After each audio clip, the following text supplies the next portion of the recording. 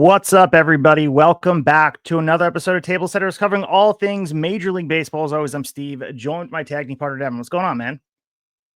What's up, everybody? Welcome to episode 102 here. We left you for a little while there. Sorry about that. But we are back. September now, last day of summer, kind of, sort of, not like officially, but at least on the East Coast here before kids are heading back to school.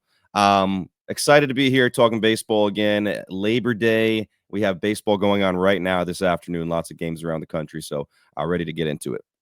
Absolutely. And as we look forward to the end of this month, will be the wild card series. It's an earlier start, September 30th when it kicks off. So we're on the home stretch of the season right now, and teams that are sitting in first place, some of them are sweating and some of them have a comfortable lead. But for the most part, there's still a lot of things unsettled as we await for really these playoff matchups. And as you mentioned today, baseball games are going on at the moment. Your New York Mets are trying their best to do what they do best. They're bashing the ball, and we'll talk about them in your opening say, but things have not been going all their way, but there's a lot of promise on the other end of it that I'm sure you'll get into.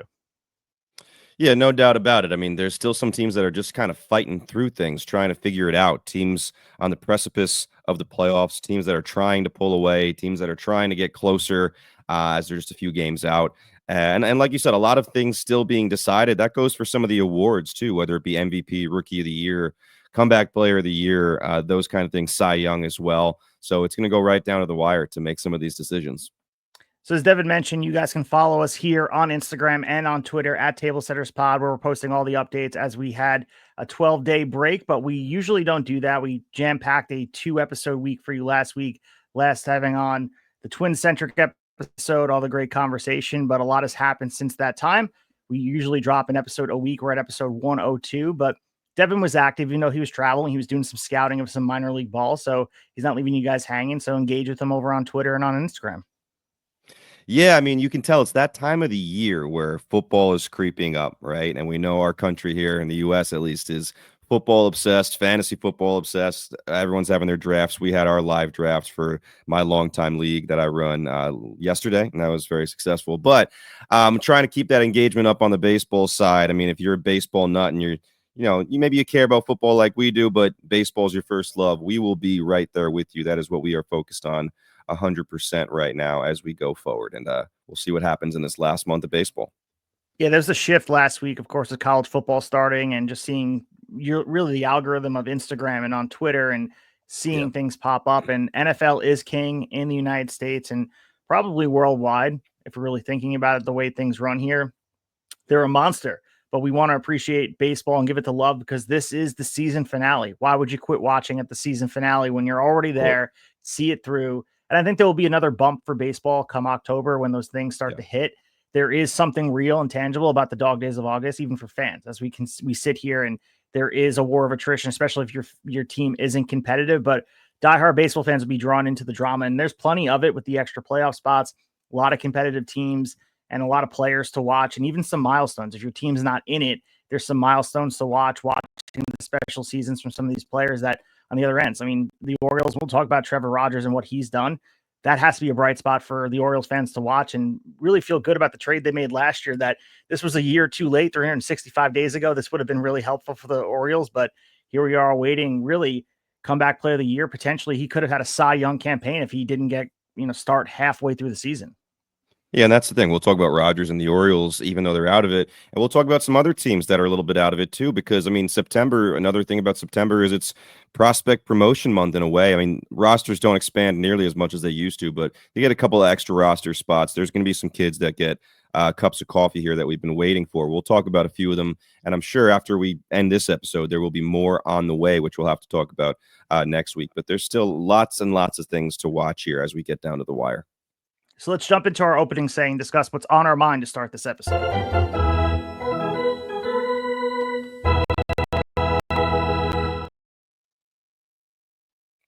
All right, Devin, I'll let you take the start here with the Mets and all the offense we're seeing from them. They're in action today. We saw a nice grand slam from Juan Soto, so he's keeping it going with the power that we're seeing on his end of things. But on your end, there is some concern about this calendar month that wasn't that great for the Mets. Yeah, really weird things going on with the Metsies here. It's been an interesting season, that's for sure. I mean, they're still in very good shape as far as making the playoffs, about 4 games above the Reds for that last wild card spot, with that being said, the Reds still have plenty of time to catch up if the Mets let them. I'll say this. I'm watching them as we speak or before the show as well. It's been a back and forth game. First game of the set with the Tigers. It's 6-6 right now. They were up 6-2, I feel like, not that long ago. This is what we've been seeing as Mets fans. The offense has been absolutely rolling for a while now, which is great to see. A lot of fun because there's been lots of times this year where it's been very frustrating offensively. Francisco Lindor is super hot. Juan Soto is being Juan Soto, just doing amazing things now, and everyone's kind of joking about like, oh, if this is what a down year for Juan Soto is, that just shows how damn great this is. As I was coming onto the show, I saw a stat that opened my eyes, and this is just why baseball, you can't predict many things before the year starts. Juan Soto has more stolen bases than Corbin Carroll this year. Like, in what world in April would you make that prediction? Like, and actually be serious about it? You wouldn't be. It's just crazy, some of the things that happen. So a lot of good things offensively. Mark Vientos has found his form, more than found his form. He's killing it. I might mention him a little bit later in another segment as well, but that's a game changer for this offense. If he can be the guy that we saw down the stretch last year and in the postseason last year, confident, clutch hitter, and can hit for power at any moment, that changes this offense and it just expands it, makes it a longer lineup right away. Brett Beatty also has had his moments recently, really kind of putting things together. Honestly, a lot of people complain about the dude, but he's kind of surpassed expectations if you look at what the projections were for him when the season started. So those are all good things. They were the only team in the month of August to slug over 500 for the entire month. Yet they go 11-17. It was the best month ever in franchise history as far as home runs and runs scored go. All this, and they're 11-17. So obviously, without even having to look, you have to basically figure the other side of the ball must have been pretty bad. Yeah, it was. All right, so the team ERA in the month of August was 4.97, easily the worst among teams in playoff position. There are some teams that had worse team ERAs, but they're all teams that are not in the playoff mix. So easily the worst out of the teams that are in the playoff mix. And this is one that stood out to me too. League worst out of everybody, all 30 teams, 62% left on base percentage as far as pitchers go in the month of August. They have not pitched well or pitched clutch with people on base. Too many of these guys are scoring, whether it be against the starters or the bullpen. I think that part probably evens out and gets at least a little better as we go forward. Left on base percentage, sometimes you might see a crazy stat like 90% left on base percentage. That's going to go the other way eventually. You're getting a little lucky. 62% really bad. You're getting probably a little bit unlucky. Hopefully it's not as big of a problem in September. Here's the thing. They're in a dangerous position right now where it looks like they're going to need to ask their youngsters, and I'm talking about Nolan McLean and the recently debuted Jonah Tong and probably Brandon Sproat pretty soon here. Like, you're going to need to ask them not just to come up and here contribute. We may have to ask them to lead the way. Kodai Senga, who we're going to have a little segment about later, so I won't go too in depth, has been miserable. Sean Manaea started today's game, got run support, and has basically been just as bad as Kodai Senga. Maybe not getting as much criticism, but if you look at the statistics, it's pretty bad as well. So with that being said, I mean, they're going to have to ask those youngsters to step up. Tyler McGill is another guy that looks like he's ready to come off the IL and contribute. We'll see in what way they use him, but it's a little scary here because the offense is showing how dangerous they can be. But we know in the playoffs you need pitching. No matter how good your offense is, you're going to go against the very best. Teams are going to mix and match. They're going to use bullpen arms. They're going to do whatever they can to mess with your offense. And if your offense goes a little cold, you need guys to step up and put zeros on the board. And the Mets have had a very hard time putting anything close to zeros on the board recently. So definitely some concern. I do think it'll get better. And the one thing to hang your hat on as a Met fan is I know there's been very few times this year where everything has come together at once. But in the beginning of the year, we saw how damn good this pitching staff can be. Really, like, led the league along with the Padres for a while in team ERA and things like that.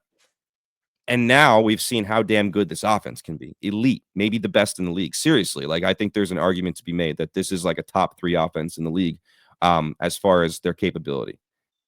Now we just need them to come together. We've seen both. You hope that they can both the offense can stay hot as we roll into the playoffs, hopefully, if we can lock that down, and the pitching staff can kind of work through their troubles and get this together. Yeah, for the power that we're seeing from the Mets, it is certainly a microcosm of what baseball's become, where power used to be king. And it still is in a lot of ways. Yankees leading the way, 233 team home runs. The Mets are in the top 10 with 189. I think if you add today, I'm not sure if the list has it added today, but either way, they're still top 10. But you look at the Angels residing there, 190. So power is not always indicative of success. And I think this Mets run right now is the offense has been explosive, but they're relying on power, same way the Yankees are. And that's a bridge to what I'm going to talk about here, where the Yankees, it's a lipstick that they put on top of a lot of the ugliness the Yankees have behind the scenes. And really, the best medicine for the Yankee struggles is seeing the Nationals and the White Sox on your schedule. And they did what they're supposed to do. Yep. They're supposed to sit here and they're supposed to win these games. They outscored opponents 60-22 in the last 8 games playing the Nationals and the White Sox. The ERA for the pitching staff looks good, 1.57 in that stretch, 12-4 since August 15th, the best record in baseball over that stretch. But the gauntlet of contenders is on its way. Jazz Chisholm came out discussing things. They had that cowboy-themed flight and talking about how the Yankees are this super team and they're supposed to beat these weaker clubs. And you have to be happy. And I know it got lost in the loss yesterday with Aaron Judge reminding everybody what it means to be a Yankee and where his standing is in the franchise already. First inning home run, 43rd of the year, important, but 358th of his career, which ties him with Yogi Berra for 5th on the Yankees all-time list. And Judge spoke about Yogi glowingly. This is the first time that top 5 list has been upset since 1957. So look at the names there, the Pantheon: Babe Ruth, Mickey Mantle, Lou Gehrig, Joe DiMaggio ahead of him. This is crazy to see Judge there. And he feels like he's just getting started. I feel like we still have like 3 or 4 more years of this like prime power Judge. I know eventually the lights are going to dim a little bit, but we even see in aging years, we saw with A-Rod, even when he was having a hard time walking around, he's still hitting for power. So it's all the things we're going to watch here. But with the Yankees right now, we look to the schedule. It gets serious for them. 12 straight games against contenders: Houston, Toronto, Detroit, and Boston. They've had a hard time with all of these teams. And I think this is really going to decide if the Yankees are just going to be bullies against the bottom feeders or actually going to be contenders, because this Yankee team has fattened up. The noise has quieted down for Aaron Boone. It's not as there is criticism, and well-deserved, for the Yankees, and they've done things wrong. And yesterday they took a loss, but they still got 2 out of 3 from the White Sox. Right now, looking at what they have to do, September is about identifying their identities. The calendar switches over for them. They have to start playing baseball at a competitive level against these teams.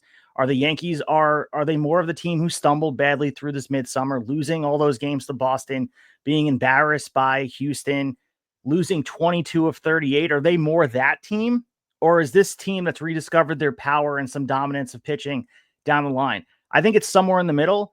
They've pieced it together. Toronto, after that really hot streak, has been nothing but mediocre. So 3 games back of the AL East division. There's some confidence building. But this might be some fool's gold for us. Like, I really believe as a Yankee fan, this is an abusive relationship where there's some gaslighting, both with the media, with how Aaron Boone discusses this team and their struggles, of talking about Aaron Volpe and his errors and his offensive woes. And you look at just down the line of, they do this time and time again, where we're now sitting and being excited about the Yankees, and even see John Boy discussing it. Like, if they go out there and they beat Houston and we're excited about this, they have to still show us something. I don't care that you go out there and fatten up against these teams. If you're a Yankee fan, the only reason to get excited about playing in the playoffs and getting there and feeling like they're not going to get embarrassed, they have to play well against teams over this 12-game stretch. If they go anything less than 9-3, 8-4, it's more indicative of who the team is, and it gives me no reason to be excited that they could do anything in October. So here's the thing. I disagree with you a little bit. Now, I get it as a Yankee fan. You want to see them put up an impressive record in those 12 games. But looking a little further at the schedule, let's start with this to go back a little bit. Obviously, you can't criticize them for beating the Nationals and the White Sox. Like you said, they did what they're supposed to do, and that's what good teams do. Like, you beat up on the teams you're supposed to beat and hopefully do decently against the really good teams as well. But before that, they were embarrassed by the Red Sox. And it's people like forgot about that so quickly. It seems like longer than like 2 weeks ago, but really that's all it was, maybe less than 2 weeks ago. So like you said, Astros, Blue Jays, Tigers, Red Sox, it's going to tell us a lot very quickly. But to be honest, I feel like if they go 500 in that set, if you look at the rest of the schedule, it is soft. They finish with the Twins, who we just count the sweep now against the Twins. Like, you might as well put those wins on the board right now. Twins, Orioles, White Sox, Orioles. And I know the Orioles have been a little bit better the second half of the season. Their offense has kind of done what they're supposed to do. They've gotten, Bradish back and some pitchers, obviously Trevor Rogers, who, again, we've already mentioned once and we're going to mention again later, has been incredible. I don't know who they'll run up against, but I'm sure they'll see those guys at least once in a set of 6 or 7 games. But if they can play to a tune of 500, I know that might not be exciting to Yankee fans, but if they put up a 500 record against those good teams that they're about to face, and then they beat up again on those lower teams, they may end up winning the division just by doing that. I do think mathematically that's in the cards. Obviously, you got to look at the Blue Jays schedules and the Red Sox schedules as well before you jump to a giant assumption. But I like their chances. Just hold it together. Don't implode against these contenders, and I think you'll be in decent shape. The only thing I'll say is this. The pitching, like you said, has been much better. As far as the whole month of August, 3.71 team ERA, which was 6th best in the league. I'll take that. Offense is elite when it's going. We can hit home runs. The Yankees can hit home runs in bunches. Aaron Judge, the first week or so after he came back from injury, looked like the power wasn't really there. He's found the power stroke again. That's got to make Yankee fans kind of breathe a little easier. Obviously, the biggest concern is still going to be the defense and the sloppy play. The team outs above average in August was still bottom half of the league. So sloppy play is still going to remain a concern. Obviously, all the talk about Anthony Volpe, I don't think is going anywhere anytime soon. But you got to be happy with what the Yankees have just done and anxious to see what they can do against these contenders. So I just want to clarify. I don't think the Yankees are in the threat of missing the playoffs at all. And I think there's a good shot, like you mentioned before, that they could find a way to win this division. The thing is, though, if they don't at least look impressive against these dominant teams, there's no reason to believe they're going to go into October. And I understand the playoffs are a crapshoot and it's a lot more luck than people want to actually believe.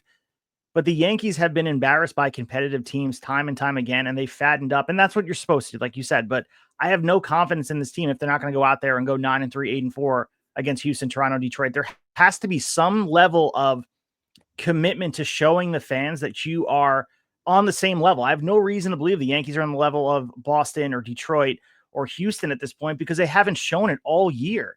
When they get up to the plate and they're playing these teams, they're not just losing, but they're embarrassed. At this point, the stretch against Boston has been embarrassing. Not just this last series, but time and time again. Boston seems more well-rounded than them. They found a way to beat them, whether it's situational hitting or coming up with the big pitch when it matters. It's frustrating to watch. So I think in order to quell a lot of the woes the Yankee fans have, like you mentioned, there's not a lot of the same conversation that has been happening because, playing the White Sox and Nationals will do that.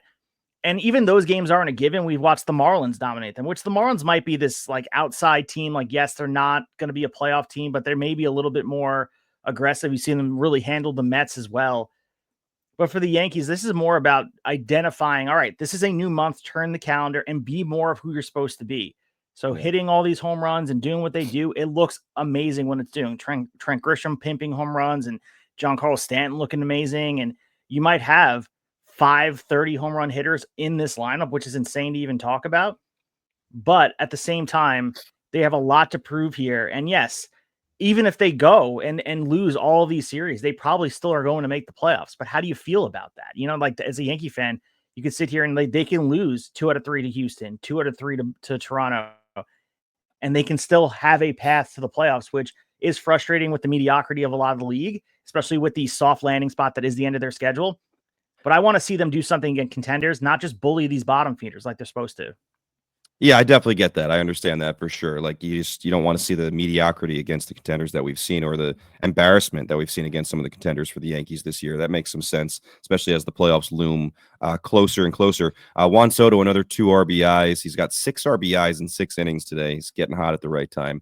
I got to just mention it. This was not on the docket, but you mentioned his name. And just a quick thought from you. Trent Grisham, when this year ends, no matter how it ends, free agent, what's going to happen with Trent Grisham and his 28 home runs that came out of seemingly nowhere? I mean, having a level head, you would think that they move on from him because of just the way the outfield probably should look next year. But at the same time, you might be lulled into this DJ LeMahieu level, let's extend him. This is the best season he's had. I think it's somewhere in the middle. I think there is a place within reason for him on the 2026 Yankees if he wants to take an extended deal. But with the season he's had and the power he's shown and what he's done in a leadership capacity for the Yankees during really down times. I would expect him to get paid by another team out there. So I see him going away, and I don't see the Yankees, especially with what's out there, with Spencer Jones being there and Aaron Judge obviously having a place in the outfield and Dominguez. Where is Grisham being invested in? And something has to go seriously wrong in the development of a Jason Dominguez or a Spencer Jones if you're investing in a Trent Grisham, unless he takes a year deal and stays with the Yankees because he likes what's being built there. But I'd imagine he's going to cash in the best season he's ever had by a mile and get signed to, I don't know, throw it out there. Maybe the Angels give him a lot of money. God. Yeah, you could always see that. Yeah, I mean, he's got to cash in. Like this kind of year may and probably will never ever happen for him again. It came out completely out of left field, like just out of nowhere. Where would they be without him? Like, that's the thing. Where would they be without Trent Grisham? It's wild. They'd be lost. I mean, listen, they've gotten such a good year out of Cody Bellinger. To me, what Cody Bellinger has done as a Yankee is way more than I ever expected him to do. I didn't think he was washed, but I thought he was like half the player that we saw as an MVP on the Dodgers years ago. But he's proven to me he has more left in the tank than I thought. But then, that wouldn't have been enough. Like Grisham, you had to have someone come out of nowhere and kill it. And Grisham was that guy. I think people thought Dominguez would do more than he's done. And it's taking him a little longer. Maybe he isn't that superstar that was hyped up, or maybe he's just still young and it's going to take a few more years. Like that's allowed to. But you're right. I don't know where they are without Trent Grisham. Like legitimately, maybe 10 games out of the playoff picture. Seriously, like that might sound crazy, but he's had so many big moments for them. It's something about vibes, and this guy, you always see him in the dugout, and we're not in there, but you hear everything from the players and just how he rallies the troops, and he's there in down times, and he feels emotional. I mean, there's parts of the game where, even when he was brushed up and then he pimped that home run, and there's something about him that has galvanized the Yankees that have seemed soulless at some points, and that has a lot of value, and I hope he gets paid. I don't think it makes sense for the Yankees to go out there and give him a long-term extension or whatever it might look like, but another team might be looking at this and saying, he's more the player in 2025 than he was years prior. And that might be not founded, but someone's going to take a risk, because if he's unlocked something right now, it is unbelievable what we're seeing. He's never done this. Go to his Baseball Reference page. I'm begging you guys, and look at Trent Grisham from this year and compare him. All categories are off the charts. And what's the difference here? We're not sure. Maybe the adjustment, someone's confident they can keep it going, but it feels like a DJ LeMahieu situation if the Yankees say like, oh, let's keep him, because the fans are going to be upset when he goes. There's no doubt about it. Fans are going to be upset. Oh, we don't want to re-sign Grisham. But as a guy on his end, you need to cash in at the end of the day, because this is about his livelihood, and this is the best chance he has going to have to get paid in a big level. Yeah, I think the power might just be in that 1970s mustache that he's got going on. Yeah. Well, they call him Swaggy T out there in the outfield as well. We saw the Yes Network's having a good time with him as well. But let's head to the meat of the order and discuss all the news around baseball. We have the meat.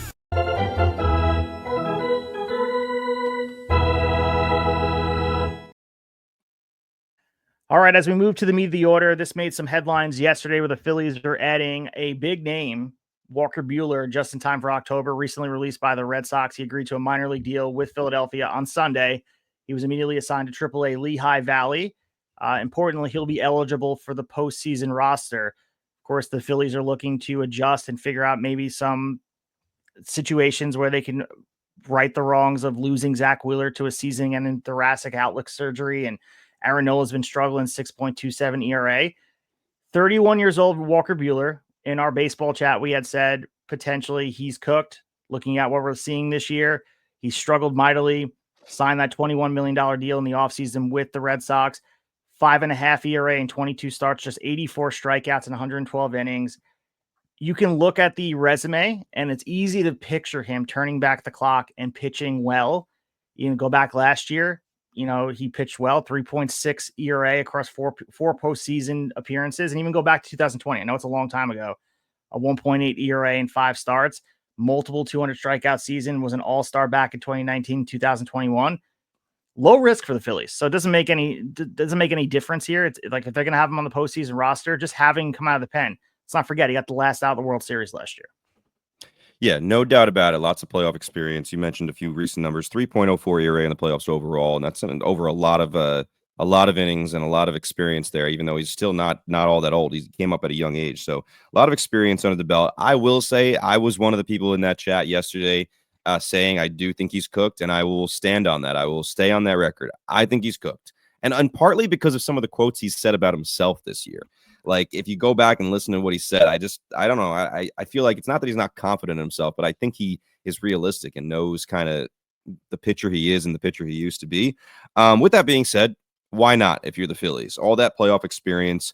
He also had some big moments against both the Mets and the Yankees last year.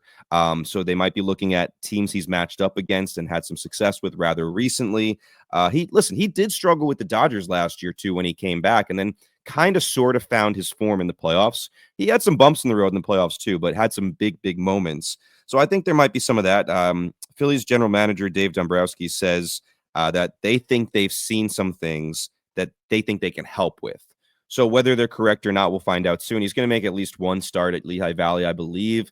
And then I think as of now, they have September 12th penciled in for his first start with the big league club. I also have to wonder if there's a little bit of gamesmanship here. If you're the Phillies, sure, you see the Mets as like your big competition in division. But overall, you got to be looking at the Dodgers like this is the team we have to beat this year in the playoffs. And he probably has a pretty good wealth of information and knowledge on the Los Angeles Dodgers in a lot of different ways. We've seen this in football a lot where guys get signed like kind of just to be narcs, if you will, where it's like we need all the information we can get. So there might be some of that of like, give us what you know, give us some intel about the Dodgers to help us get past these dudes. I don't think that's too far of a stretch, to be completely honest. I think they want him to contribute pitching wise more than anything else, but that part certainly does not hurt. To be honest, I think when the playoffs come around, if he's still on that roster, I see him coming out of the bullpen. I certainly do not see him starting any games. And I know the Red Sox tried him in the bullpen before they released him, but it was pretty short stint in that. So I don't know ultimately if his performance there was why they released him. I think they just wanted to, Peyton Tolley's up with them now, and I think they wanted to move on to other things and clear a roster spot. So that would be my prediction. Maybe we see him in some big moments out of the bullpen in the playoffs. So sticking with the Red Sox here, Aroldis Chapman at 37 years old, having a season for the ages. I think we've mentioned him multiple times here. He's converted 26 of 28 save chances. His ERA is a microscopic 1.04. His WHIP, 0.673 across 57 appearances. He struck out 74 hitters. And lately, Devin, no hits allowed in the last 14 outings, just one earned run across the last 34. And we're seeing an Aroldis Chapman who was supposed to be on the other side of the peak. His fastball still averaging at 98.9 miles per hour. He's at triple digits multiple times this year. And he's made hitters look overmatched. If you watch a lot of Red Sox games, watching Alex Cora leaning on him pretty heavily in the ninth, high leverage spot. They're finding ways to put him in the game when it means something. And Chapman has answered every single time. And we watched the Red Sox pay him off here by announcing a contract extension on Saturday, locking him up through 2026 with a vesting option for 2027, $13.3 million next year, and could reach 26 over the next 2 years if the option kicks in. So you look at Red Sox last year, one of the worst bullpens. And now to me, you probably say it's a real strong suit of what they're doing here. Chapman isn't just the anchor. I mean, he's been a difference maker. And who would have thought? I mean, Aroldis Chapman, we watched him bounce around for a little bit, not really finding a home after his time with the Yankees. Felt like he was on the other side, just trying to make his money. But it seems like he's been all that and more for the Red Sox. And that's really just kind of an understatement.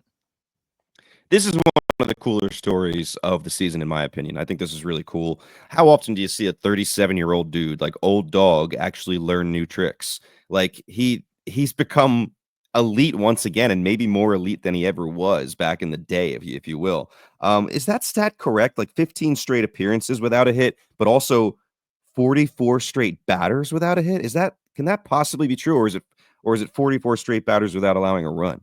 Talking Baseball has 44 straight batters without allowing a hit. That sounds insane to me.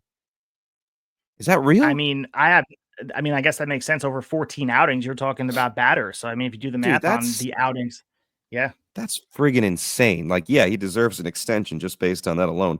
Yeah, just a crazy year. Interestingly enough, he's credited Connor Wong for helping him actually locate his fastball. Like, it took him until 37 years old to be like, yeah, I'm going to try to locate this thing. Like, before, it's like, I throw 100 and something, so I'm just going to throw it. Now, a lot of people throw 100 and something, so maybe he realizes, like, yeah, I'll actually try to locate this thing. It's been incredible. He's literally cut his walk percentage in half Literally 14.4 last year to 7.2. That's nuts in one season, especially as an older dude who you think is set in his ways. This is one stat that maybe other people wouldn't pay much attention to, but as someone who played baseball for a long time and has watched it forever, I love this stat, and I think it's super important. From a very young age, if you play baseball long enough, you are taught as a pitcher, and I never was a pitcher, but I would hear it taught to pitchers, get ahead as much as you can. The most important strike is strike one, right? And I think that's true even at the big league level. His first strike percentage is up 11.8% this year. I think that's huge, especially with that stuff. Like, you don't want to get these guys comfortable where they just know they can take the first couple of pitches because it takes you a little while to throw a strike and they can get ahead. Like, now they have to be ready to hit as soon as they get on there. And it's not easy to be ready to hit 100 and something right away, especially if you've been up against lower stuff throughout the game. 2.37 ERA in 49 and a third playoff innings. Red Sox most likely headed towards the playoffs. I know we think of them, especially as New Yorkers, the Yankees, with that terrible smile after the Altuve home run that may or may not have been aided by a wire, right? But that kind of, we think of like Chapman bad in playoffs, but overall, no, Chapman's been very, very good in the playoffs, has a ton of experience. What I think is cool about this is before this season, he almost started to feel like a guy people would sign in the offseason for a one-year deal just with the hopes of trading him for some prospects at the deadline. Like, we've seen multiple teams do that over the last few years, whether it be the Royals or the Pirates. Like, teams have been doing this with him. And now suddenly at 37 years old, he gets extended. So to me, one of my favorite stories of the year.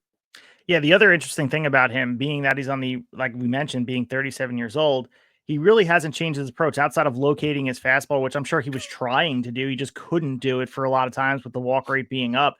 He really hasn't changed a lot. He's still throwing triple digits. This is who he was always, Yeah. going back to the days where he was called up by the Reds and all the way through all the runs he had, being a World Series champion with the Cubs. This is a player, like you said, this might be his best season. That's not hyperbolic. Look at the numbers. This year at 37, this might be his best season of all time, which is insane because he's had some really effective seasons as a reliever. And I think the biggest thing is he feels reliable, because even when he's having these good seasons with the Yankees, it always felt uncertain. And you're like kind of standing on unsteady ground where you're not sure what you're going to get with Chapman. And there's sometimes he's going to blow people away, and other times he can't.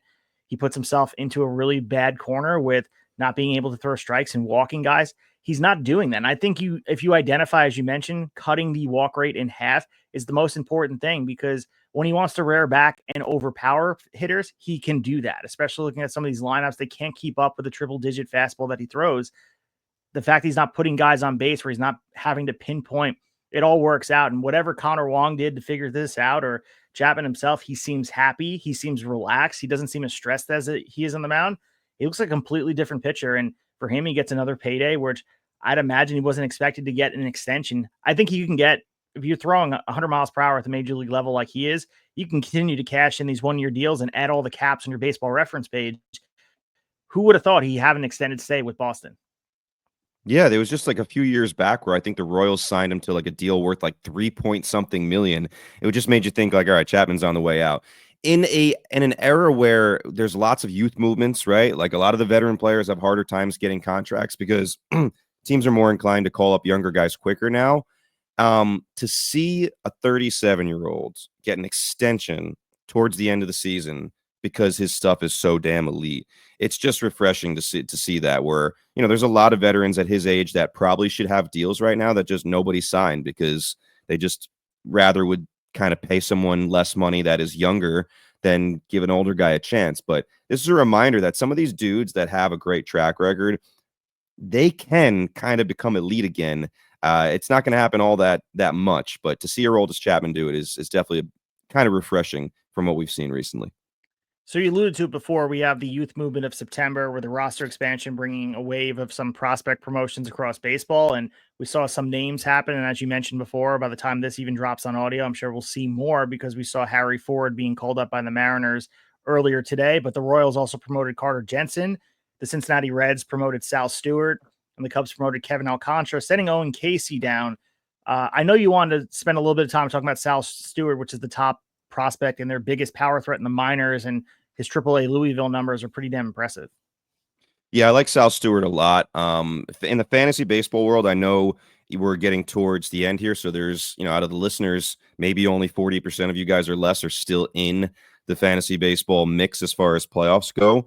If you are and you have a spot, this is a guy that I would kick the tires on towards the end here. Maybe ends up being a little bit of a league winner as long as the Reds actually give him regularly playing time. I believe he can play first, second, and third. I don't know if he has all that eligibility and on all the platforms yet, but it's definitely something to look at. So the Reds have fallen 4 games back of the last wild card, as I mentioned earlier when we were talking about the Mets. They kind of need a jolt, right? Ellie has struggled for a while now. It's just no one's really jumping off the page. The Mets have given him plenty of opportunities to crawl closer, and they've actually gone further away. I'm interested to see if Stewart can give them that jolt. Between AA and AAA this year, he hit 309, 34 doubles, 20 home runs, 17 stolen bases, 9.3 walk percentage, only a 15.6 K percentage. These numbers to me are just making me smile. This is exactly what I look for a young player that I want to add to my fantasy team. And obviously in real life, that's great too. Eric Cross, fantasy expert, was quoted as saying one of the best blends of contact, power, and approach in the minors. So I'm excited to see. He already got his first hit today, I believe, in his first at bat. We'll see what he does. But out of these guys so far, and I know there's going to be more, he's the one I'm most excited about. Just to mention Kevin Alcantara as well. Interesting that he's kind of replacing Owen Casey. Owen Casey ends up going 5 for 24 with 1 home run, 4 RBIs, and 9 strikeouts in his first MLB stint. Short cup of coffee, to be honest. Excuse me. He'll be back at some point, whether it's this year or next year. But Alcantara, I believe maybe they wanted to look at him a little closer instead of Casey because he gives them more flexibility in the outfield. Has played 20 games or more at every single outfield spot, where Casey more of a corner guy. Sorry, just getting over a cold here. So Mash's left-handed pitching, 1.002 OPS versus left-handed pitching. He was acquired in the deal with the Yankees years ago for Anthony Rizzo. Yeah, I think the big thing about Sal Stewart is they're trying to inject a lot of thump into the lineup. They've been starved for extra base hits. The offense, as you mentioned, being 4 games out of a wild card, he's done nothing but hit at every single level. 163 WRC plus, some of the hardest hit balls in all the organization if you follow those numbers. So he's due to get hits, as you mentioned today. For fantasy purposes, he is eligible on Yahoo for second and third base. I'm sure he will get some love at first base somewhere down the line. He's able to do it. For me, I'm looking at Harry Ford, and this happened earlier this year. 2021 first round pick, MLB's Pipeline's number 40 overall prospect. He has been outstanding at AAA Tacoma, looking at his numbers: 283, 16 home runs, 74 RBIs, and an 868 OPS. And he's the third catcher behind Cal Riley and Mitch Garver. So it's not like we're going to get him playing catcher. I think they're going to pop him into maybe a DH spot, but they make it clear they do want him to stay behind the plate and play a big role for years ahead. So it should be interesting how they manage this. Maybe they'll find a way to do this cycle of 3 different guys here. He will play a big role for them going down the stretch. They also selected reliever Luke Jackson, recalled infielder Leo Rivas, and they're excited about him. I think Harry Ford coming up, and we're going to see some of these names pop up. Looking at some of this Mariner construction, a lot of the anchors in this lineup, in this rotation, are through the draft. And I think it's exciting for us to look at as fans of how teams are constructed, and we want them to be able to spend free agent money and all that, but they've done a really good job of identifying their type of player. And Harry Ford seems to be right in the scope of who that is.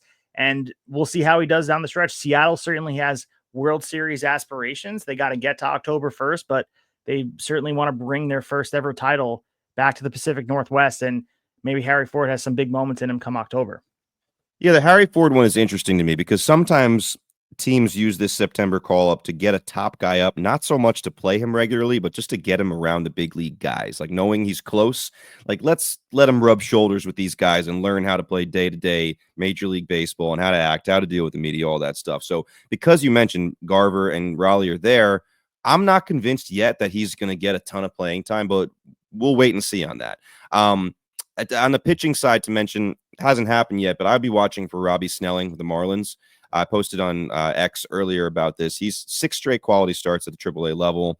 ERA, I believe, under 2. He struck out 11 twice. He looks like the real deal. He looks like he's ready for a shot. And again, that might be more of a fantasy thing because obviously the Marlins, not really in the playoff mix. So A guy to watch if you're looking for someone to add or stash thinking he might be called up. Bryce Eldridge, who's hit a bunch of home runs for the Giants, their number one prospect, big dude.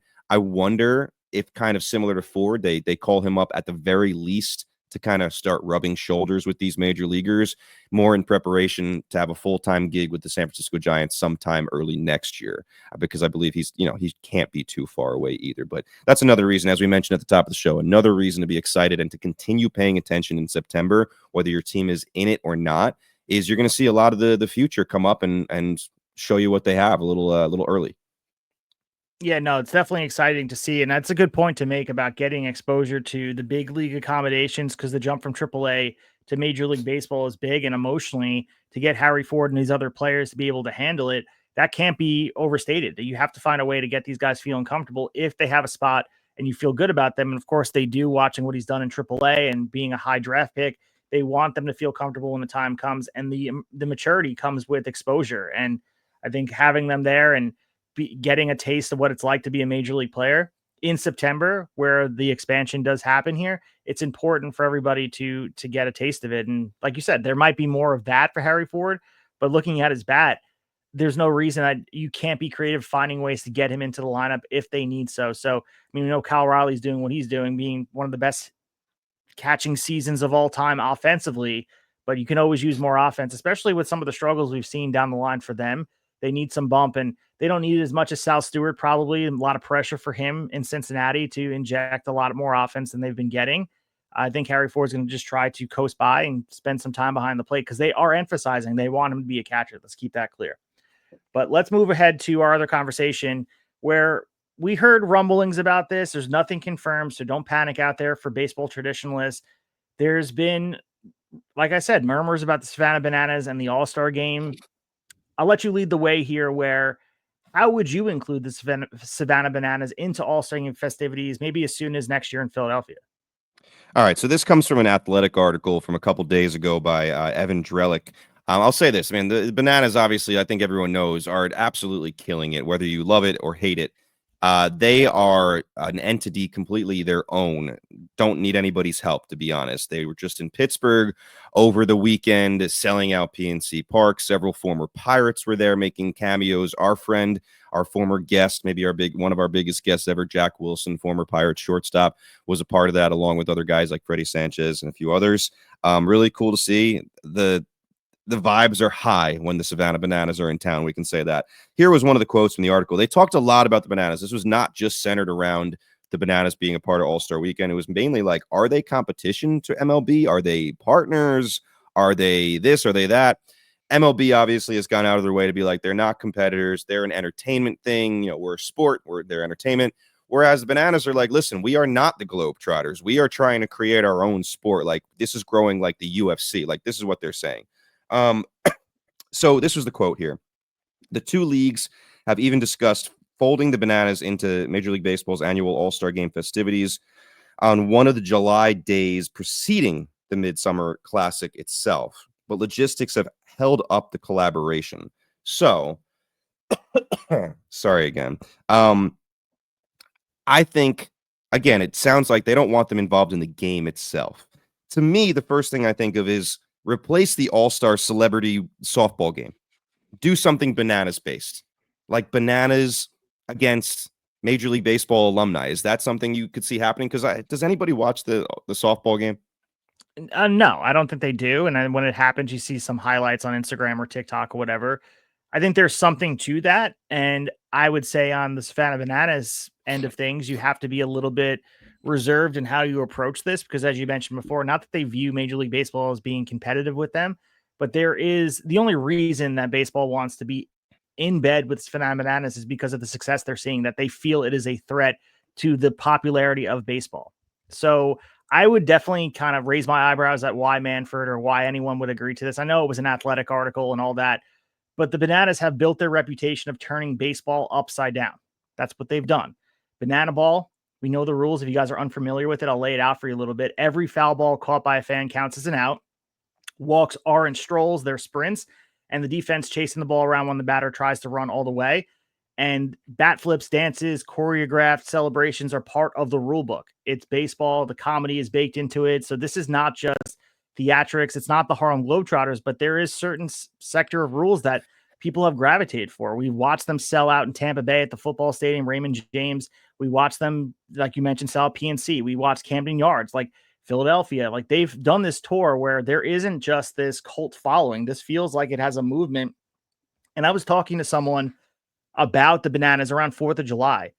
And this was someone who's not a baseball fan. This is someone who's not a dire baseball fan. And he was on a waiting list, part of a mailing fan club of the Bananas, where he was excited to get these tickets and was stoked to take the drive out to see them. So there is a difference between a baseball fan and a Bananas fan.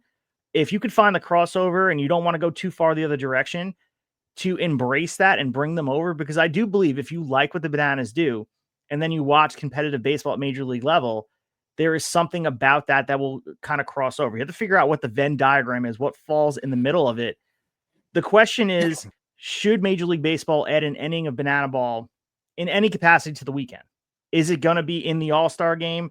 Would it be during like the softball game, maybe the Futures game, something like that? And a lot of the traditionalists, and why I personally believe you shouldn't, because the Midsummer Classic is still meant to be a showcase of the best players of the world. You don't want to bastardize it by bringing in too much of banana ball, dropping in fan caught outs and then sprint walks in the middle of the game. Like it could feel too gimmicky. And I definitely feel strongly about that. But why it could work if it's framed right is it's built for the spectacle. And we've seen it kind of be the All-Star game, not be as competitive. So the umpire taking selfies, that kind of stuff was akin to more of the banana ball stuff than we originally were seeing. And I think with some fan caught outs in the celebrity softball game, I think that could work, where you're doing things where it's not Major League Baseball players. You could put alum in there, because that seems to be what the tie-in has been, where you have players that are part of the Players Association or were in the past. They've had Major League time. They're able to kind of lean on their highlights of who they were and get applauded for what they've done in their cities when they show up. That has been, to me, what's driven these fan appreciation movements of, like, Baltimore sticks in my head. Seeing Adam Jones show up, that feels very much where you can tie this in. I think banana rules are perfect for exhibition showcase, and I don't think it should be for the All-Star game. I think one inning of banana ball across any of the sport, celebrity softball game, could be the best to microdose it into the fans. I don't know, man. I like the Bananas. I am not in love with the banana situation like everybody else is. Maybe when you go, it's like a Grateful Dead concert. You feel indoctrinated to whatever is going on. I haven't been, so maybe that's more of it. I just feel strongly that this has a place to usher people into the game of baseball and make them enjoy the game as it is. But maybe you have to put out an olive branch for people, or maybe a banana peel, if you will. Dude, in the article, there's another quote from, I believe it's the guy that runs the Bananas and created the Bananas, saying he has people contacting him all the time of trying to ask him for help to start a little league that is not baseball, it's banana ball. Like kids saying there's kids that don't want to play baseball, they want to play banana ball specifically, which is wild to me. But again, I haven't been. I'm very aware of the Bananas. I've watched them. I'm not a hater. I know there's a lot of haters out there too. We talk about all the people that love it. There's also a lot of people that hate it and just say this is ruining things and all that stuff.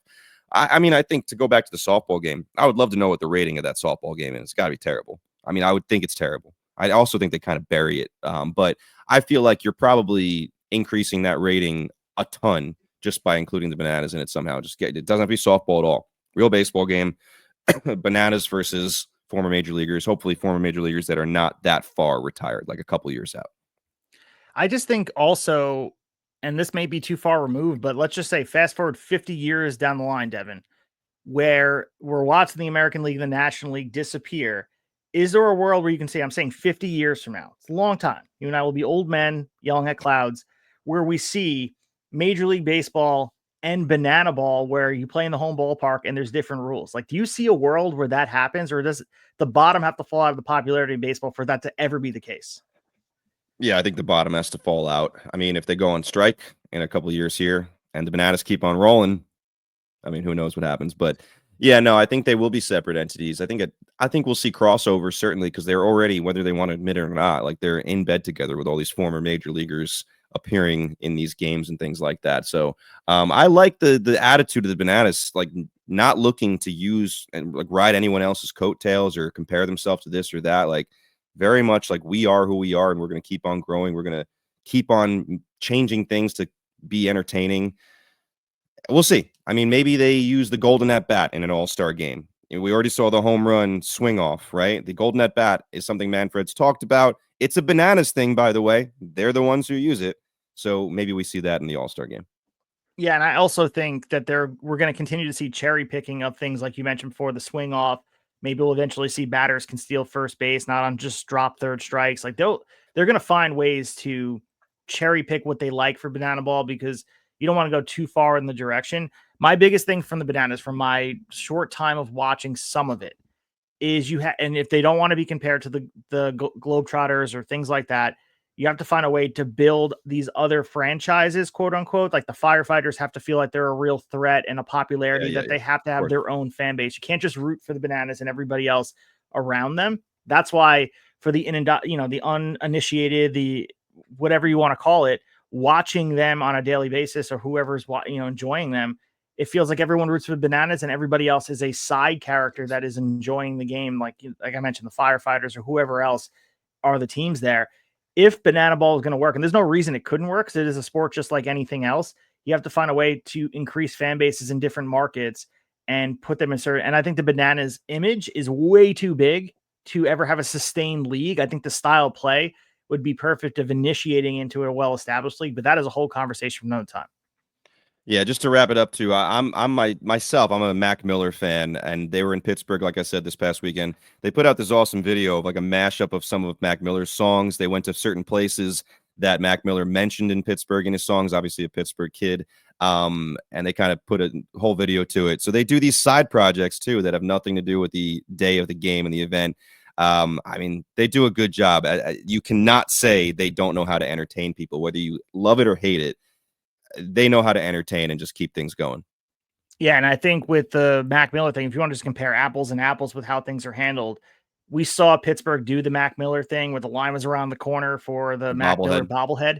That was the extent of how they want to celebrate a Pittsburgh icon, died at a young age. But for the Bananas, they go the full other direction and they embrace it, where it's two completely distinct differences, approaches to entertainment. And baseball's leaned more into the entertainment. I'm sure if you rose someone from the dead who died in 1945 and they watched what baseball's become, it would be unrecognizable to them. But for the Bananas, I think there's something to it. There's a reason why they're selling out stadiums and people are attached to the product. And baseball has to find a way of threading that needle of not bastardizing the game that traditionalists love, by also keeping what's driving this family, because it's undeniable at this point. And the only reason they want to even talk about them, it's because of the popularity. And Rob Manfred's raising his eyebrows like, what is going on in Banana Land? How are we able to take that energy and bring it to Major League Baseball? It's not like they're hurting for cash, but like you said before, if they do lock out and that leaves room for banana ball to take off, we could see a very interesting dynamic of both leagues existing. Dude, because imagine, and I'm saying this without knowing if this is actually allowed, but if like the contract runs out and they're in a lockout trying to negotiate on another CBA, like, could current Major League players appear in banana ball? Like, that'd be a real tough look for Manfred. Like Bryce Harper appears in a banana uniform. Like, seriously, like, is that something that could happen if they're in a lock? Is that allowed? I don't know. I'm saying this not knowing if that is actually a possibility, but it's just kind of crazy to think about. Yeah, it feels like jumping the picket line. I don't think the union would be okay with that, but if you're putting them in a position not to make money and the Bananas are offering very comparable money, I'm sure there will be some people that say, why the hell not? I don't have to go to Japan and move my family there. I could sit here and actually play baseball here and make meaningful money while Major League Baseball sorts it out, where billionaires are fighting millionaires. Maybe we'll go play banana ball. I don't know, but that's something we hope doesn't happen. We hope the lockout doesn't exist, but let's go to our take a pitch or swing away and talk about some topics we are very passionate about.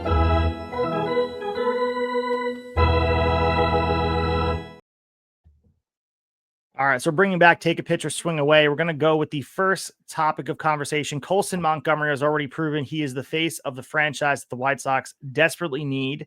Are you taking the pitch or swinging away, Devin? I'm taking a big rip here, swinging away big time, trying to hit a home run. Listen, you look up and down that roster, he's certainly the only candidate to be the face of the franchise now. You want to look at the prospects? They have some decent prospects, but a lot of their best prospects are pitchers. I think they're better off in the future as far as their future pitchers go. They have some interesting position players. I mean, Braden Montgomery might be the only other guy I'd say maybe years down the road he is actually the face. But as of now, it has to be Colson Montgomery. 10 home runs in the month of August, which tied Jose Abreu for the most home runs by a rookie in a calendar month for the White Sox. 15 home runs since the All-Star break, which is he's only trailing Kyle Schwarber, Junior Caminero, and Shea Langoliers. So fourth on the list since the All-Star break. I think it's a slam dunk here. I think they hope he's the future face. And I think as a fan, as an outsider, you're looking like, yeah, he's got to be the face of the White Sox. I will admit, all those years of him being a top prospect, I was never particularly excited about him. And I won't get into all the logistics and reasons why. Just like, I don't know. I was like, this is going to be one of those guys that is a top prospect for a while. And then he comes up and he's just kind of mediocre. And he's not really, doesn't live up to the bill of top prospect. As of now, I could not have been more wrong.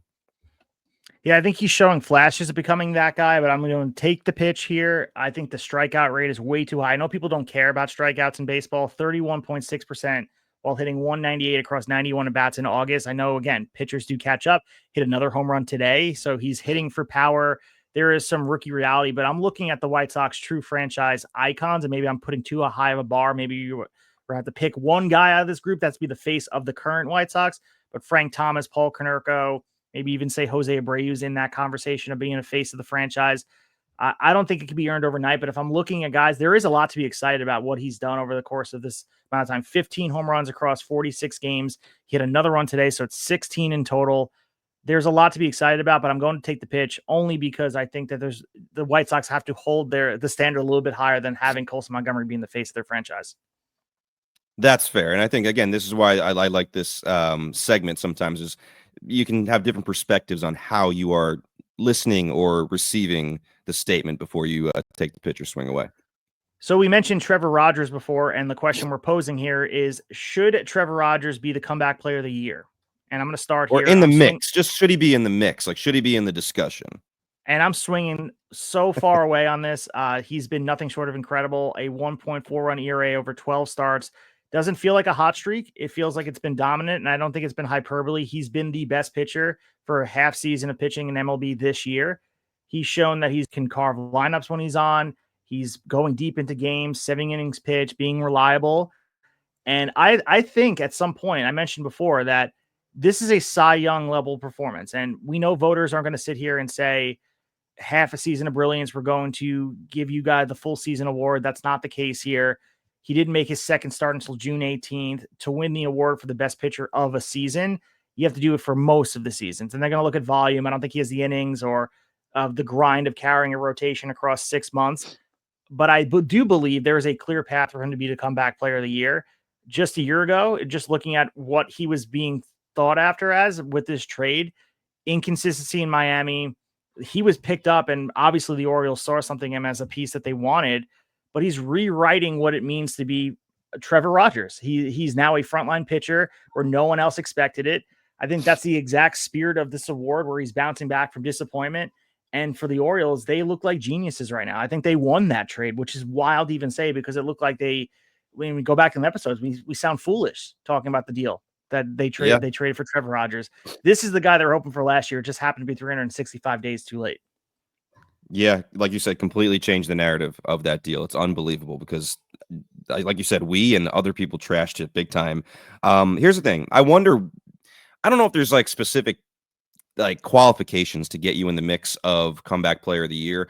I'm going to swing away at this as well. I do believe he should be in the conversation. The reason I think it's interesting is because when I look at the top 10 odds from some of the odds makers, he's nowhere to be found. I mean, DeGrom is like a runaway favorite, which I completely get. It's kind of hard to go against Jacob DeGrom and what he's up against, and how close he looked at times this year to peak DeGrom was pretty impressive.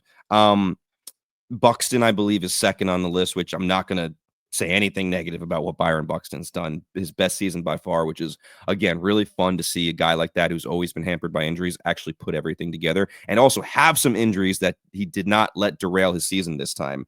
I'll just list a few other things to add on to what you said. From June 1st to now, so 3 months worth, Trevor Rogers leads the league in ERA, 1.5 in the last 3 months, has acquired 3 WAR in that time. Only Christopher Sanchez, Paul Skeens, Tariq Skubal, and Garrett Crochet have more WAR in that time among pitchers.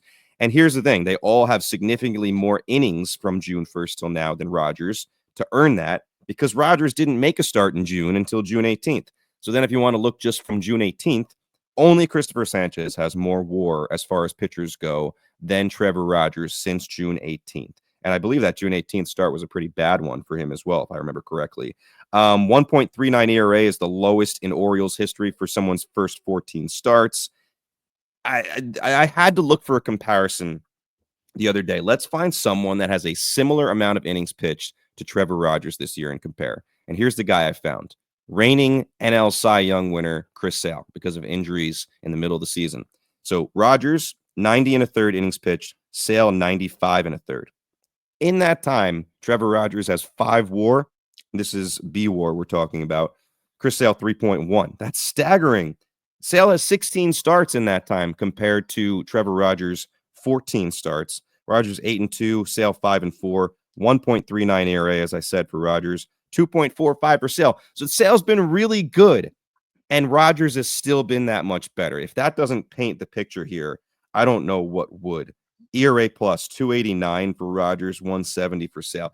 It's just crazy. My only concern, if there's any negative slant to this, and unfortunately, I think there's a little bit of one, my only concern is that the amazing performance of Trevor Rogers might convince the Orioles front office that they don't have to be aggressive at the top of the pitching free agents, which would be a huge mistake, in my opinion.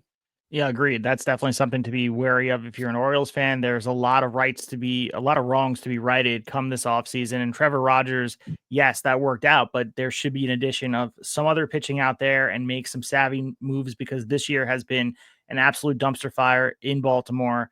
No doubt about it. So Trevor Rogers should be added to, not just relied on. The last thing I'll say is Stat had posted a clip, and this was 2 weeks ago, of the 2020 Cy Young winner Shane Bieber and Trevor Bauer, and looking at their numbers, and Trevor Rogers has better numbers than both of them. That was 2 weeks ago, and he's had even better numbers over the last 2 weeks as well. So it just kind of shows you a 4.1 WAR during that time. He's acquired more since then. He's been great. No doubt about it. Tremendous down the line, and we'll see if he can continue to do it even next year, because the Orioles certainly need an ace at the top of the staff. But speaking of what we thought was an ace, Kodai Senga. And my question to you, I'll let you start here. Should he be removed from the Mets rotation? So I'm going to swing away, unfortunately, here. So I'm swinging away, I believe, at all 3 of these topics. That might be a first. I do think, at least temporarily, he needs to be taken out of the rotation. And if you listen to Carlos Mendoza post-game yesterday, it sounds like he's thinking that way, too. Like he said, we have some decisions to make. He called a lot of the pitches that Senga's throwing straight up uncompetitive. Like, he was very honest and open about it. Since returning from the IL after a hamstring injury, Kodai Senga has a 5.90 ERA in 9 starts, 1.69 whip, 5.45 walks per 9, 1.82 home runs per 9. You can't do both. I've said this before. You can't walk the ballpark and give up a bunch of bombs. It's just a recipe for absolute disaster. Meanwhile, you have Brandon Sproat, who seemingly ready to join those youngsters as far as Nolan McLean and Jonathan go. He looks like he's ready to go as well.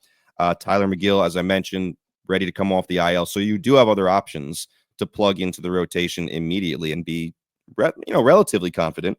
Senga said his body's just not doing things he wants it to do. I don't know if that means he's hurt or if he's just having trouble with his mechanics. I have read before that he's very, very picky and a little OCD, I guess, if you will, about his mechanics. So I wonder if something is kind of a bugaboo for him there that he just cannot get past. I don't know if there's a way they can IL him for now. If there is, you can't fake that. We learned that with Billy Epler, but if there is something they can use to IL him, maybe try to let him get right, whether it needs to be his head get right or figure out his mechanics, get some rest, and maybe bring him back at least for this season as a bullpen piece. We all know he has a fantastic out pitch in the ghost fork. How that translates to a bullpen situation, I'll be honest, I'm not going to sit here and act like I know that, but like there at least has to be some curiosity of like, could that end up being like a dominant pitch out of the bullpen? We've seen Senga when he was right this year, when he was under a 2 ERA for a lot of the first half of the year before he got hurt. He would get himself into trouble a lot with walks. And then because that was such a good out pitch, be able to get himself out of it. So like that is a bullpen situation. When you're a bullpen pitcher, you want to be able to put out fires. And so I wonder if they kick the tires on that. I mean, I thought the whole time with all these youngsters looking like they need rotation spots, Clay Holmes is the obvious candidate to go to the bullpen with all of his experience. But maybe it's Senga. Maybe it's Senga for now. I mean, McGill could obviously, he's pitched out of the bullpen too. Listen, in the end, as bad as the pitching's been, pitching depth is a good problem to have. Figuring out where to use these guys is a good problem to have. We just need them to get right. Yeah, I agree. You mentioned the numbers before. The walks are definitely an issue. And the last outing we saw on Sunday against the Marlins, more of the same. And he dug a hole that the Mets couldn't climb out of. And I think the good news, as you mentioned, for the Mets is that they have the depth to make this move. And that's a luxury at this point. I don't think this is a blip anymore. It's a trend. And September 1st, and I understand every game matters, but when the calendar turns September 1st, and when you see the wild card series on the schedule for September 30th, the Mets can't afford to let him just like work through this in real games. Yeah, you want to put him in low leverage spots in the bullpen, or you want to do a kind of a ghost IL stint and bring him back in the bullpen. I think every inning does matter. He is too talented to give up on. There's definitely a bright spot of him, but right now he's hurting the team more than he's helping. So when you see what the Mets have to line up, they have to find a way. And there is the ego part of a Senga where you have to find a way. You don't want to embarrass the guy, because I think that does play a large part in the trajectory for how he will be with the Mets going forward. So like I think you said, maybe there is something medically that needs to be addressed, and put him on a 15-day IL stint and have him ready for October. And as you mentioned, the Ghost 4 coming out of the bullpen could be something that could be effective. But all I know is removing him from this doesn't feel to me like it is punishment. I think it's really about a move that a contending team, a World Series aspiration level team, has to make at this point. But you have to worry about the future of Senga. He is supposed to be a big piece of your future, so you want to balance that. And I think Mendoza has to kind of walk the tightrope. It's what he gets paid the big bucks to do. Yeah, it's just wild. Like beginning of the season, you're thinking, all right, Mets make the playoffs, it's probably Kodai Senga and Shohei Manaea at the top of the rotation in the playoffs. And now you're like, can either of these guys contribute at all? And just a few weeks ago, after Nolan McLean made one start, I said, I know this is going to sound crazy to everyone. I'm going to sound like an idiot. There's going to be a lot of listeners rolling their eyes at me, but I feel like Nolan McLean would have to start game 1 of a playoff series right now. That was after one start, which is, even I said, probably a crazy thing to say. 3 starts in now, which is still not a lot. There's a lot of people saying Nolan McLean is your game 1 starter. And obviously we'll see how he finishes in September here. Still has a month to go. And there's more and more of a book on him. But yeah, Senga, I was of the belief he was going to get it together. I was so much of the belief that I made one of the worst trades I've ever made in fantasy baseball, where I finally traded away Samuel Basayo, who I had rostered for a while, for Reese Olson, who gave me 1 start and got hurt, and Kodai Senga, who's given me a lot of starts. They just all happen to be really bad, and I missed the playoffs, so it sucks. Yeah, and we got to make the move here. I think Senga, we've seen what he can be, and I understand why Mets fans and why their front office probably believe like we keep throwing him out there, he'll right the wrong and figure it out. It is the frustration. It's not to the same level that we saw from the Yankees front office and the manager of Aaron Boone throwing Devin Williams out there, but there is a frustration of like, it's clearly not working. Something is wrong. Stop putting him out there in situations where you're hurting the team. So we will see where Senga winds up. As you mentioned before, strategically, feels like an IL stint would be appropriate. And if he's not right medically, just put him out there 15 days, get rest, get your head right, figure it out, and then move on. And he could be valuable come October if the Mets are lucky enough to get deep into the playoffs. But let's move here to our red hot, ice cold segment, talk about some players that are red hot and oh so cold. Oh, hot. Oh, that's cold. All right, so red hot, ice cold here, and I'm going to start talking about my red hot. I'll let you take the lead on Mark Vantas. I did have him on my list, but I want to talk about Jerickson Profar, who's been on fire at the plate as of late. The numbers tell a story of a hitter that is absolutely locked in. So over his last 57 at-bats, he has slashed 333, 441, and 702. His OPS is 1.143. I mean, look at those numbers over the course of a season. That'd be an MVP level season, kind of what we saw in San Diego from him last year. He scored 15 runs. He's driven in 18. He's launched 6 home runs, all while sprinkling in 3 stolen bases to round out the impact we're seeing. He's leading off the games for the Braves, and it's too little, too late.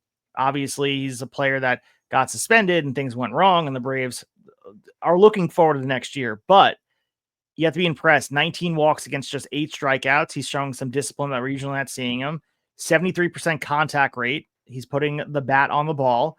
And the 702 slugging percentage is proof that he's being very effective when he does make contact with the ball. So Profar, again, too little, too late for Atlanta, but this is the guy they probably thought they were getting in their outfield. And of course, you want to maybe have the skepticism of maybe it's something nefarious going on because of what he did last year and what he was doing beginning of this year.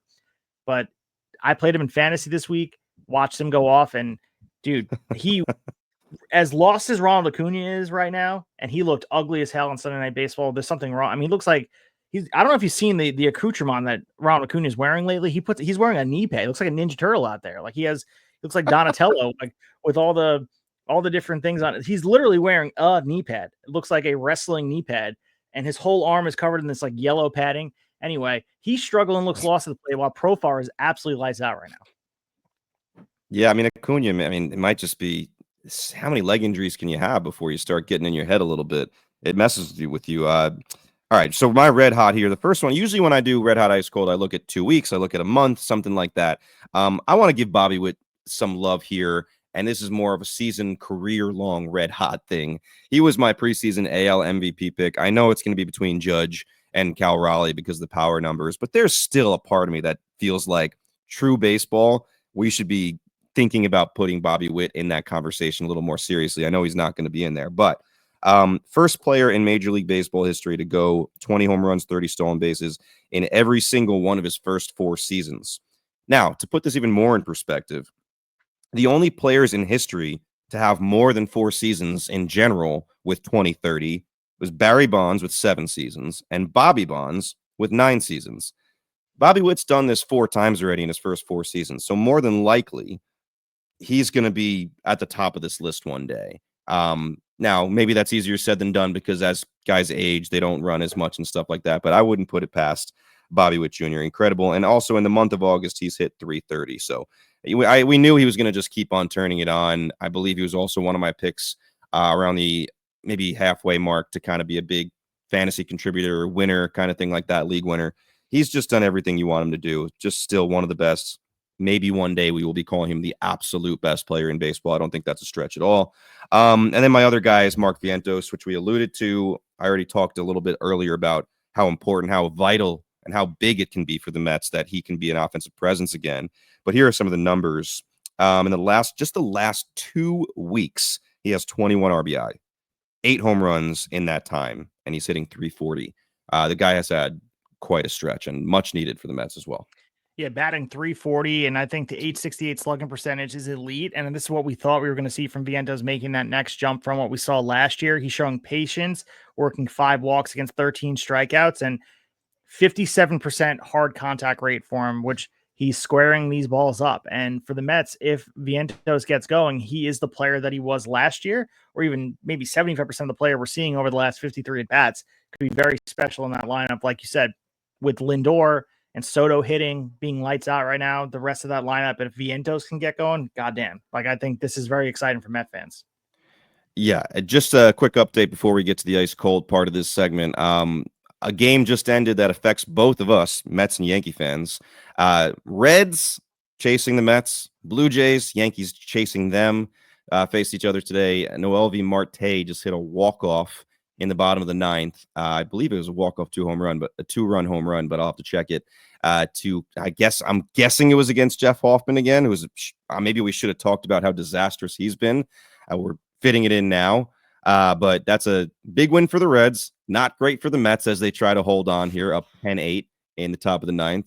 Great for the Yankees as they try to climb closer to the Toronto Blue Jays. Yeah, I think it wasn't Hoffman, it was Brendan Little, but you can attribute it to Hoffman being unavailable, right, or they just don't want to put him in a position to blow the game. And he blew the save. I don't think he got one out. He went out there and just blew the save immediately. So gave up the earned run, and that was it. Noelvi Marte made him pay. But let's move into the ice cold here. And I want to showcase someone who You talk about players that were absolutely lights out about a month ago. Andrew Vaughn for the Milwaukee Brewers. He has finally hit a wall at the plate, and the numbers are kind of inconsistent to what we have seen from him historically over his last 55 at bats. He is hitting only 200, 274 OBP, and a 268 slugging percentage, which is good for a 492 OPS. In that stretch, he's just only managed 4 runs, 5 RBIs, and not a single home run or stolen base.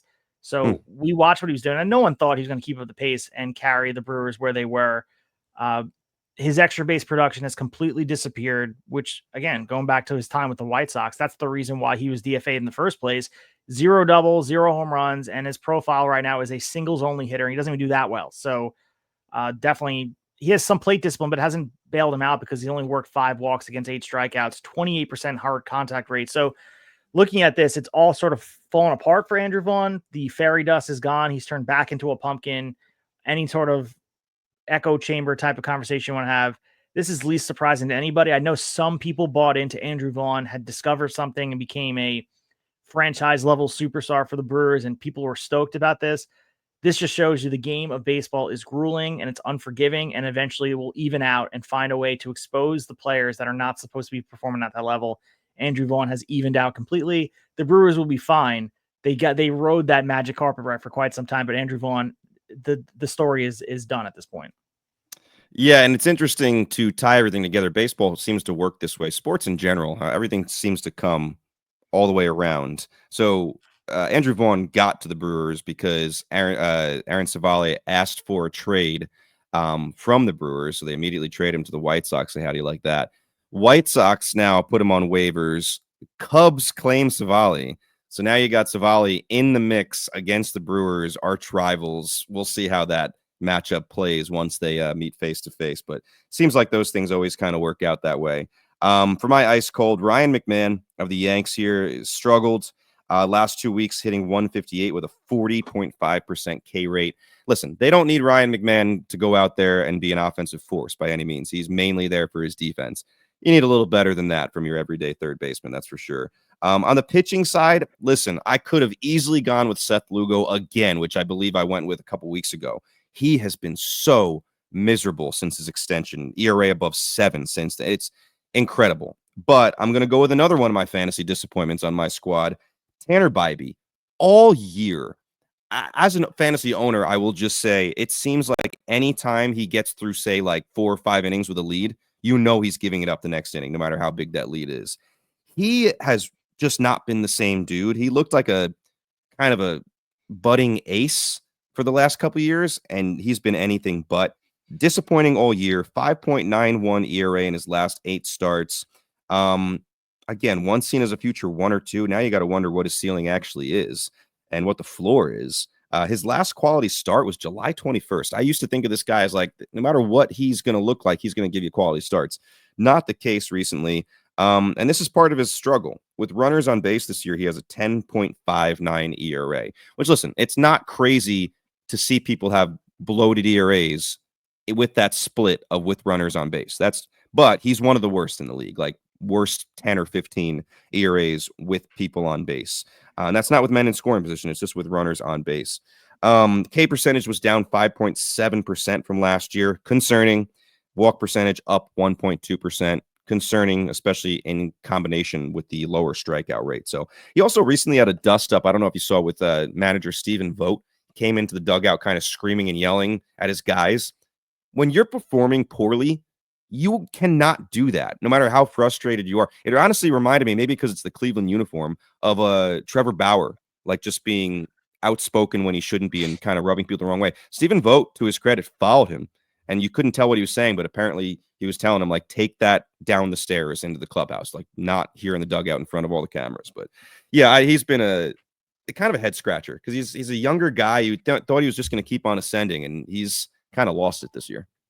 Yeah, got to gain an appreciation as we approach we're out of the dog days of August. We're in the final stretch of the season where these aces and these other pitchers, like even Cy Young level seasons, that they continue to keep up the velocity and continue to pitch without getting tired. We've seen pitchers that were relied on for their teams all year, good or bad. Matthew Boyd was the ace of the staff for Chicago Cubs. He seems to be tiring. Yesterday did not pitch well in Colorado. Mackenzie Gore, same thing. He is my ice cold. And yes, he's on the IL with shoulder inflammation. He is optimistic about returning to the Nats by the end of the season. Doesn't really make sense to, but looking at Gore, I mean, he has become tired. And when you watch him pitch, there was a short blip where he had a game where he actually was like, okay, maybe he's back here, got the rest he needed. They gave him an extra day. But he's been tagged for all across his starts. Over the course of the 9.1 innings he's pitched, 8 runs, 5.79 ERA. He's walking batters. He's not striking them out. And looking at this, I mean, the regression is concerning, but I think it's expected when we watch these pitchers kind of tread into the levels where we haven't seen them. I don't think enough pundits and baseball fans talk about it enough, where you have a pitcher that's not used to going deeper into seasons. That's a different level of ace where these pitchers are not used to working this deep. You're tired and the velocity is down. You're not locating well. You're walking too many people, and it's a recipe for disaster, which again, I'm the cold thing for Mackenzie Gore, not so much shocked, not really shocked about Matthew Boyd, because these guys are kind of in uncharted water swimming around trying to figure out where they belong in the conversation of the best pitchers in baseball. Clearly, they're a level below, they're a tier below the Tarek Skubals, the Paul Skeens, the guys that have shown they're keeping up the level of play throughout the season. Even go back, Garrett Cole's been hurt all year, but a guy like Garrett Cole, like he was getting better come September, come October. This guy is able to keep up that level of play. But the thing is, I'm gaining appreciation for those pitchers because by looking at these other guys kind of falter out and you give them the exception, we've seen it happen on our own teams with these innings limits. And there's something to be said about there's a tier above everybody else. And some of these pitchers kind of fall to the wayside come this time of the year because their arms running out of gas. Yeah. I mean, you nailed it. It's one thing to be electric for a couple of months. It's a whole different beast to put it together for a season, and a whole nother beast to do it season after season after season. And shout out to Garrett Crochet, because I think the knock on him was people thought, yeah, he's electric, but he won't be able to deal with the grind of a full season, especially in a city like Boston. He has proven everyone wrong very quickly and may win the Cy Young. I mean, right now it's between he and Skubal, and it changes, my opinion on that changes on almost a daily basis, at least every 5 days. They're neck and neck, and it's going to go right down to the wire. The eye test for me watching both these guys pitch, it feels like it's Crochet. The numbers, you can make the case for either side of it.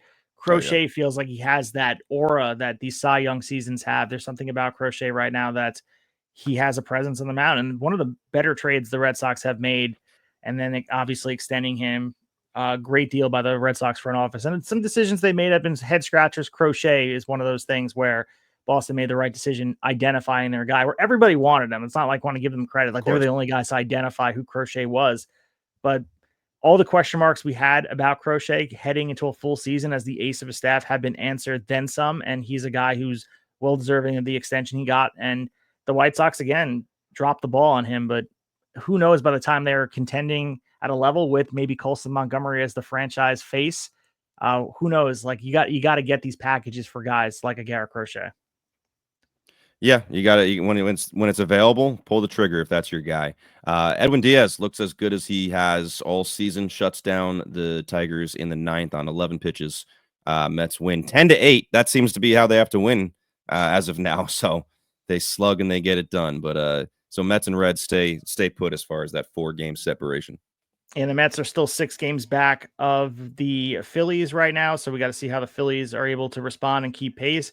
Still a lot of season left. I mentioned that's only 30 days and you can see the finish line at this point, but a lot can change over the course of the next 4 weeks. And we're going to see baseball play out. You got to play your best baseball right now and go into October hot. But let's come around third here, wrap up our episode as we say goodbye for episode 102.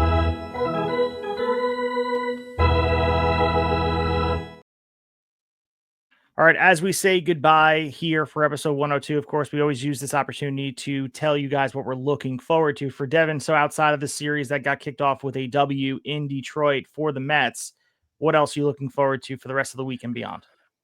So number one is something we talked about today. I just want to see what the moves are going to be as far as the Mets rotation. Does Sproat get a look here? Is Jonah Tong here for only one more start, or is he here for the long haul? I'm looking forward to seeing his second start. His first start was very interesting amongst Met fans. People were kind of split. Like the stat line was great, but some people were like, he gave up some hard hits that just found gloves, and we're not sure. He's kind of a 2-pitch mix guy, which doesn't always work in the bigs. So I'm eager to see him start again. And then looking further down the road, as great as this series is, Mets Tigers, like that's a That's a big one because you're putting yourself up against a very good contender there on the road. If you look further down the week, starting on Friday, they match up head-to-head with the Reds, and that's the team that's chasing them. We don't know how close together they will be. Hopefully, the Mets can actually separate a little more before that meeting. But if the lead is, say, 3-4 games going into that series, it's huge. Yeah, and for me, I'm looking forward to the Yankees. You mentioned before the opening say about their next run against really considered a gauntlet against contenders. I'm looking forward to starting the series in Houston. This has been a house of horrors for the Yankees in recent years. Daikin Park, formerly known as Minute Maid Park, they're matching up pitching-wise with Fried, Warren, and Rodon, so they have an opportunity. I mean, Framber is going against Fried, and I believe it's Jason Alexander versus Warren as well, and then Javier versus Rodon. There's no reason the Yankees can't go out there with the way they've been hitting and pitching to not take 2 out of 3. That should be the bar. Set the pace on Tuesday, get the W, and continue to just take series. I'm not expecting for them to sweep all these series, but you have to make a statement going out there and handling your business. We've been talking about Aaron Boone. It's right in front of us. It's right in front of us. He keeps saying, well, this is the time. This is the 12-game stretch where it's make or break at this point. You can't go out there and lose 9 of 12 and expect us to still believe that this team is going to be a legitimate World Series contender. I'm not saying anyone is going to be on the hot seat or fired. I think we're well past at this point. Everyone's jobs are super safe. Brian Cashman, Aaron Boone, they're all safe, and everyone can live hunky-dory and love their life that they have built in the palace of the Bronx, New York. But someone has to be held accountable for this. Someone step up, win these series, go out there and beat Toronto and take back this AL East crown. There's no reason. If you look at the way the Blue Jays have played, I understand they were hotter than any team during that stretch, and they played really well against the Yankees. Looking at that team from 1 through 9, that rotation, there's no reason the Yankees can't go out there. There's more talent top to bottom. I understand. I have my bias living in New York as a Yankee fan. There's no excuse to lose this AL East to the Toronto Blue Jays. Shane Bieber aside, I don't really care. Go out there and win this goddamn division.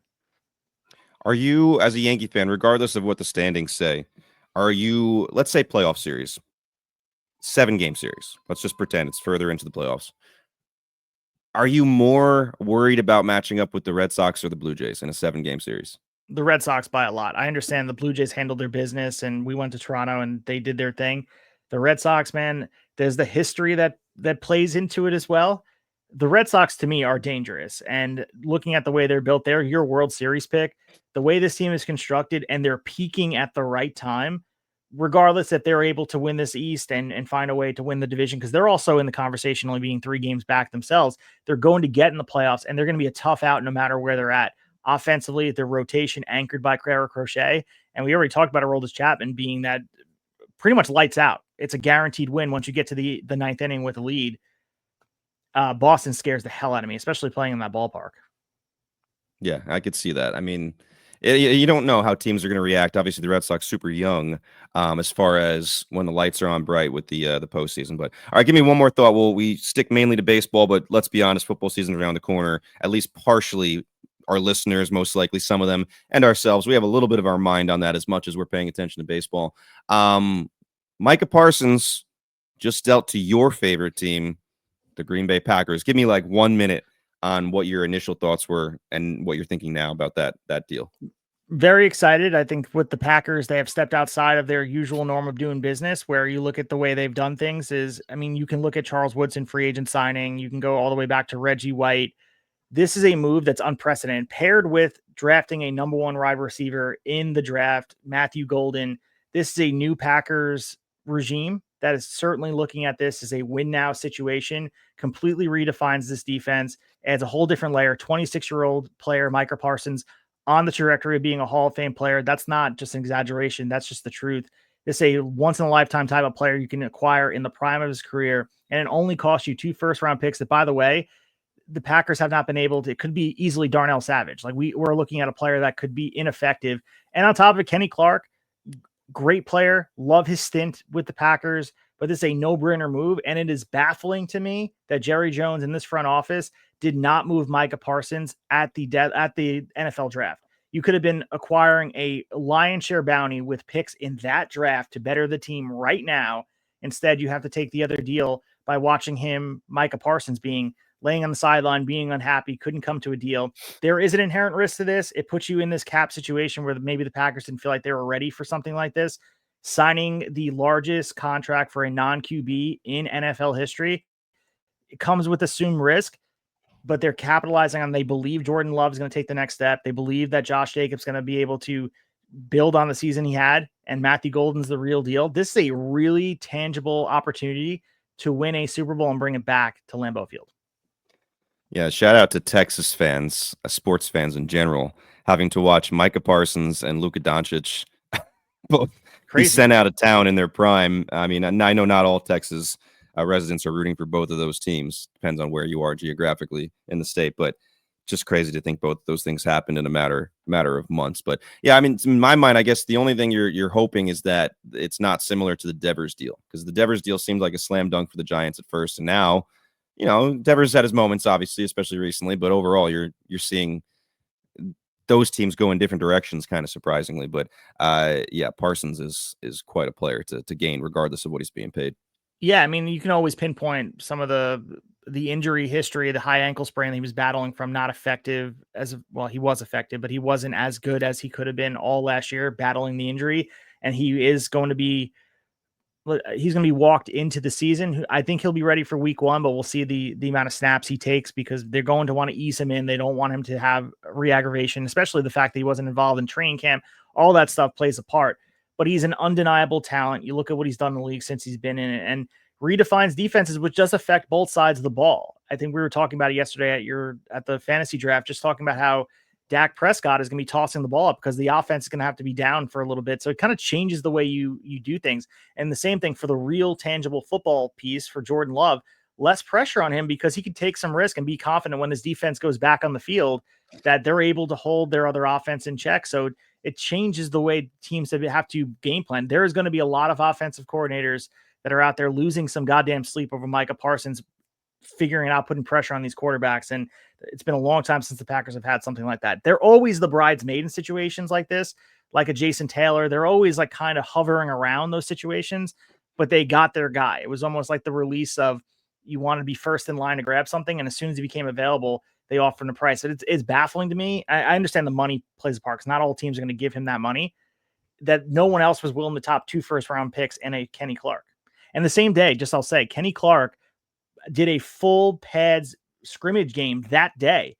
And maybe Kenny Clark was a big piece to this trade. What happens if he gets hurt during that day that he gets traded? Like, absolutely wild to think of the butterfly effect. Yeah, I mean, similar. You just mentioned a few minutes ago, Red Sox go get their guy, Garrett Crochet, and it's franchise changing. You see your guy, you go do what you got to do to get him. That's what the Packers did. I'll give my last thought here before you wrap the show up. This is to all Juan Soto haters to get back to baseball. Just saw a stat go across SNY on the post game here. Since August 1st, Juan Soto, 423, hitting 423 with runners in scoring position. So how about that? So with that being said, we're going to get out of here. Follow us on Instagram and on Twitter at TableSetters Pod. We'll be back next week talking all things baseball as we approach the end of the season. Stay with us every step of the way. We'll keep you covered on all things baseball. But until that time, we will talk to you after a while. High fly ball into right field. She is gone. In a year that has been so improbable, the impossible has happened.